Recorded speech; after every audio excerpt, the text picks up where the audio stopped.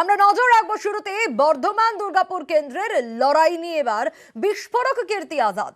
তৃণমূল প্রার্থীর দাবি, বিজেপির লোকেরাই দিলীপ ঘোষকে হারাতে চায়। কীর্তি আজাদের দাবি ঘিরে শোরগোল রাজনৈতিক মহলে।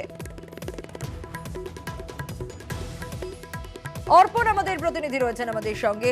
অর্পণ, কীর্তি আজাদের দাবি ঘিরে তো শোরগোল পড়ে গিয়েছে রীতিমতো।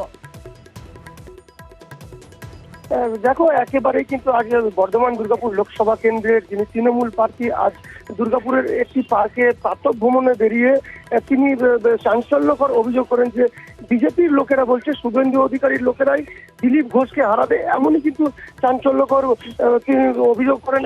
এবং এই মন্তব্য ঘিরে কিন্তু শুরু হয়েছে রাজনৈতিক বিতর্ক। এবং দেখা যাচ্ছে আজ কিন্তু দুর্গাপুরের যে পার্ক, সেখানে কিন্তু প্রাতঃ ভ্রমণে বেরিয়ে তিনি সাধারণ মানুষের সাথে কথা বলেন এবং সেখানে ফুটবলও খেলেন। এবং এটাও বলেন যে বাংলা ছেড়ে একেবারে বঙ্গোপসাগর পেরিয়ে তিনি পালিয়েছেন, এমনও কিন্তু মন্তব্য করেন দিলীপ ঘোষকে নিয়ে কীর্তি আজাদ। ধন্যবাদ অর্পণ। বর্ধমান দুর্গাপুর কেন্দ্রের লড়াই নিয়ে এবার বিস্ফোরক কীর্তি আজাদ। তৃণমূল প্রার্থী, তিনি দাবি করছেন বিজেপির লোকেরাই দিলীপ ঘোষকে হারাতে চায়। কীর্তি আজাদের এই দাবিকে ঘিরেই শোরগোল শুরু হয়ে গিয়েছে রাজনৈতিক মহলে।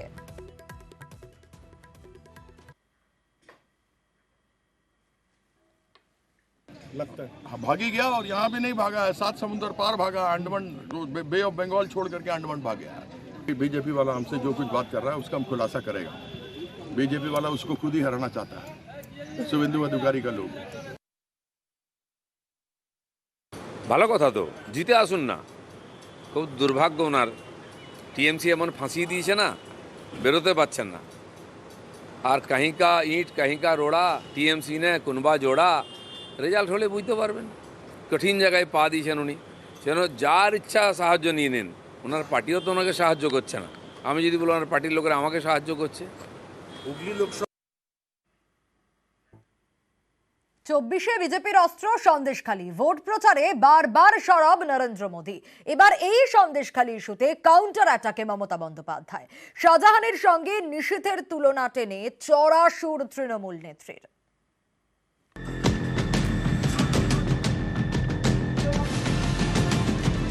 আমি তো আমাদের কর্মী আরাবুলকে অ্যারেস্ট করতে পারি, শাহজাহানকে অ্যারেস্ট করতে পারি, তাহলে তোমরা কেন গুন্ডাকে হোম মিনিস্টার রাখো? সম্পূর্ণ বাংলাতে সন্দেশখালীর ঝড় উঠবে। সন্দেশখালী সিঙ্গুরও নয়, নন্দীগ্রামও নয়। কিছু ঘটনা লোকালি ঘটেছে, তাদের সবাইকে গ্রেপ্তার করা হয়েছে। আমাদের পুলিশই গ্রেপ্তার করেছে। সন্দেশখালীতে কেউ তো মারা যায়নি, তাদের সবটা দেখে দেওয়া হয়েছে। এবছর জানুয়ারিতে গরম হয়ে ওঠে সন্দেশখালী। রেশন দুর্নীতির তদন্তে গিয়ে আক্রান্ত হন ইডি অফিসাররা। তারপর একে একে প্রকাশ্যে আসে সন্দেশখালীর দাপুটে নেতা শেখ শাহজাহানের নানা কীর্তি। শাহজাহানের বিরুদ্ধে সন্দেশখালীতে শুরু হয় আন্দোলন। গ্রেফতার করা হয় শেখ শাহজাহান এবং তার একাধিক ঘনিষ্ঠকে। এ নিয়ে কোমর বেঁধে আসরে নামে বিজেপি। 24-এর ভোটের প্রচারে বাংলায় এসে বারবার সন্দেশখালী অস্ত্রে শান দিয়ে তৃণমূলকে নিশানা করেন খোদ নরেন্দ্র মোদী।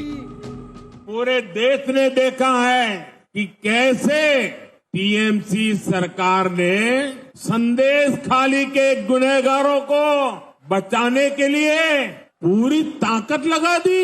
अब बीजेपी ने संकल्प लिया है कि वो संदेशखाली के दोषियों को सजा दिलवा कर ही रहेगा। उन्हें जिंदगी जेल में ही काटनी पड़ेगी। এর আগে বারাসাতের সভার পরে সন্দেশখালীর আন্দোলনকারীদের সঙ্গে দেখাও করেছিলেন নরেন্দ্র মোদী। এখানেই শেষ নয়, সন্দেশখালী এলাকাটি বসিরহাট লোকসভার মধ্যে পড়ে। সেই বসিরহাটে বিজেপি প্রার্থী করেছে রেখা পাত্রকে, যিনি সন্দেশখালী আন্দোলনের অন্যতম মুখ। রেখাকে ফোনও করেন নরেন্দ্র মোদী। रेखा जी नमस्कार।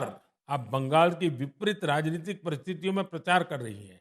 आप जरूर दिल्ली पहुंचोगी और आप जरूर चुनाव जीत करके आओगी। आप एक प्रकार से शक्ति स्वरूपा है। आपने इतने ताकतवर लोगों को जेल भेज दिया। এতদিন এসব নিয়ে সেভাবে মুখ খোলেননি মমতা বন্দ্যোপাধ্যায়। তবে শুক্রবার তুফানগঞ্জের সভা থেকে তিনি পাল্টা সুর চড়ান। আপনি কালকে বলে গেছেন আমার লড়াই সন্দেশখালী আর দুর্নীতির বিরুদ্ধে। সন্দেশখালী সিঙ্গুরও নয়, নন্দীগ্রামও নয়, কিছু ঘটনা লোকালি ঘটেছে, তাদের সবাইকে গ্রেফতার করা হয়েছে। আমি তো আমাদের কর্মী আরাবুলকে অ্যারেস্ট করতে পারি, শাহজাহানকে অ্যারেস্ট করতে পারি, তাহলে তোমরা কেন গুন্ডাকে হোম মিনিস্টার রাখো? হাতরাসিতে মেয়েদের পুড়িয়ে হত্যা করা হয়েছে। নরেন্দ্র মোদী, কবর গেছো, কবর তোমার পার্টি গেছে, কবর বিচার করেছো। গুজরাটে দাঙ্গা করে কত লোক মেরেছো, আসামে এনআরসি নিয়ে কে নিয়ে কত লোক মেরেছো। সন্দেশখালীতে কেউ তো মারা যায়নি, তাদের সবটা দেখে দেওয়া হয়েছে। ভোটের বাংলায় এসে সন্দেশখালীকে বারবার অস্ত্র করছেন নরেন্দ্র মোদী। সেই অস্ত্রকে ভোঁতা করতে এই প্রথমবার সন্দেশখালী নিয়ে এভাবে সরব হলেন মমতা বন্দ্যোপাধ্যায়। নিউজ 18 বাংলা। বিজেপিকে নিশানা শাহজাহানের, রাজনৈতিক প্রতিহিংসার অভিযোগ সন্দেশখালীর বেতাজ বাদশার। শাহজাহান সাবিনা এন্টারপ্রাইজ কি দুবাই কনসাইনমেন্টে টাকা দিত? সব মিথ্যে কথা কেন বলছিস? সেই তথ্যই তো উঠে আসছে। আরে সব দালাল তো সব মিথ্যে। কারা কারা দালাল? বিজেপির দালাল সব। শাহজাহান 137 কোটি ব্যবসা কি করে করে? চেন বানাও, চেন বানাও। রাজনৈতিক হিংসা করছে। কারা করতে রাজনৈতিক ষড়যন্ত্র কারা করতে? সব রাজনৈতিক হিংসা, সব রাজনৈতিক ষড়যন্ত্র। ভালো করে করেন, বেকার আমার কাছে পরিণত করে লাভ নেই। সব চলো। সন্দেশখালীতে নিজের নামে মার্কেট, সেই মার্কেটেও হুমকি দিয়ে জমি দখল। আবারও চাঞ্চল্যকর অভিযোগ শেখ শাহজাহানের বিরুদ্ধে। তার বিরুদ্ধে এবার ইডির কাছে নালিশ সরবেরিয়ার মণ্ডল পরিবারের, জমা দেন জমির নথিও।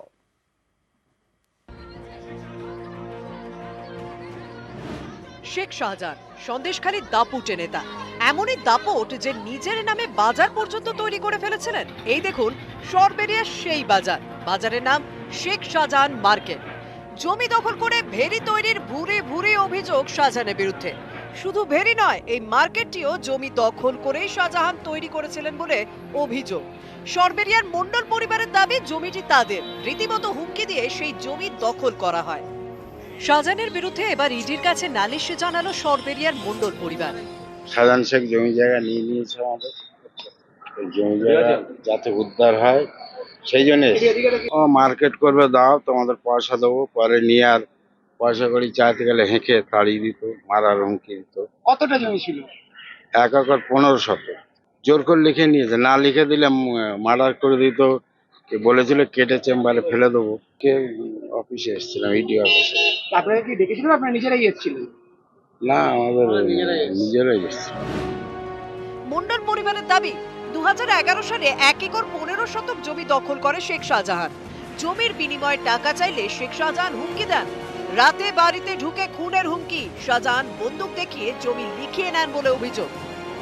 জমিতে চাষ করে ফসল বিক্রি করে সংসার চলতো, সেই জমি জবরদখল, কিন্তু কিছু বলার উপায় নেই, কারণ জমি দখল করেছে খোদ শাহজাহান, যিনি এখন ইডি হেফাজতে। এখন তাই ইডির অফিসে মণ্ডল পরিবার। শেখ শাহজাহান যে মার্কেটটা, ওটা আমাদের জায়গার উপরে শাহজাহান জবরদস্তি দখল করে নিয়ে নিয়েছিল, তার ব্যাপারে আমরা এই অফিসে এসেছিলাম। ভয় দেখিয়ে, মেশিন দেখিয়ে, ভয় দেখিয়ে আমাদের কাছ থেকে সাদা কাগজে সব সই করিয়ে নিয়েছিল, সই টিপ সই সব করিয়ে নিয়েছিল। হ্যাঁ, ওনারা বললো যে আপনাদের জায়গা আছে, আমরা এবার কোর্টে করবো, আপনাদের হলে আপনারা পেয়ে যাবেন। আপনারা কাগজপত্র আমরা সব জমা দিয়েছি, কাগজপত্র। সল্টলেক থেকে অনুপ চক্রবর্তীর রিপোর্ট, নিউজ 18 বাংলা।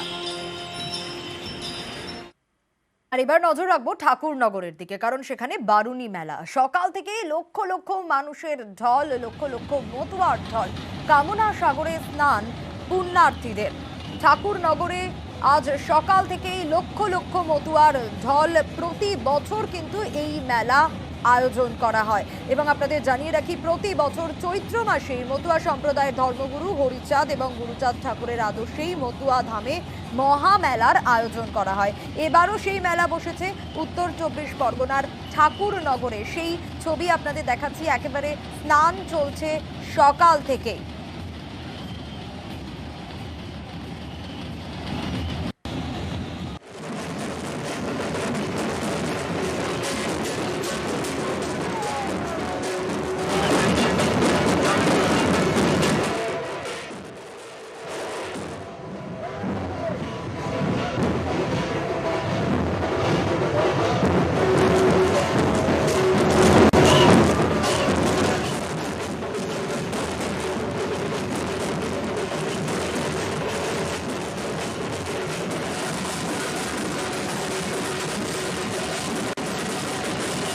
সকাল থেকে লক্ষ লক্ষ মতুয়ার ঢল, আর এই মুহূর্তের ছবিটা জানবো কারণ ইতিমধ্যেই পুণ্যার্থীরা বারুণী স্নানও শুরু করে দিয়েছেন কামনা সাগরে।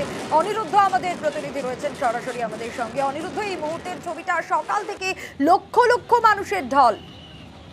একদমই দেখো সোনিয়া, তোমাকে জানিয়ে রাখি যে উত্তর 24 পরগনার ঠাকুরনগরে প্রতি বছরই এই বারুণী মেলা উপলক্ষে লক্ষ লক্ষ মতুয়াদের ভক্তদের ভিড় হয়ে থাকে।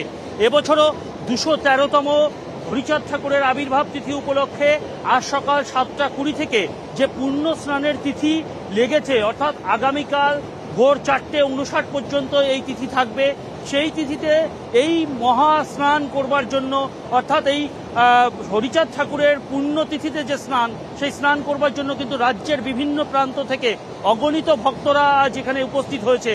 হরিচাঁদ মন্দির, এই মহামেলা প্রাঙ্গণ বলা যেতে পারে কালো মাথা শাড়িতে ভরে গেছে এবং অগণিত ভক্তরা এখানে ভিড় জমিয়েছে। তারা এই পুণ্য স্নান করছে, তারা কামনা সাগরে তারা স্নান করে তাদের কামনা করে নিচ্ছেন আগামী দিনের জন্য। অনেকেই কিন্তু জানাচ্ছেন যে এবছর ভক্তদের ভিড় অনেকটাই বেশি, কারণ সিএ লাগু হয়েছে। সিএ লাগু হওয়ার কারণে মতুয়াদের মধ্যে উৎসবের মেজাজ বলা যেতে পারে এবং তার সঙ্গে সঙ্গে এবছরে ভক্তদের ভিড় প্রসঙ্গেও কিন্তু ভক্তরা জানিয়েছেন যে এই সিএ লাগু হওয়ার কারণেই ভক্তদের এত ভিড় রয়েছে। দেখো, তোমাকে দেখানোর চেষ্টা করব, এই কামনা সাগরে এখনো কিন্তু স্নান চলছে। পুণ্য স্নানের যে লগ্ন, সেই লগ্নতে কিন্তু মানুষের ভক্তদের, অগণিত ভক্তদের যে ভিড়, এখনো সেই ভিড় লক্ষ্য করা যাচ্ছে এবং এই স্নান চলবে আগামীকাল, অর্থাৎ ভোর রাত 4:59 পর্যন্ত, যা নিয়ে মতুয়াদের মধ্যে উন্মাদনা রয়েছে। ইতিমধ্যেই একেবারে সেই ছবিটাই আমরা দেখাচ্ছি অনিরুদ্ধ। বেশ।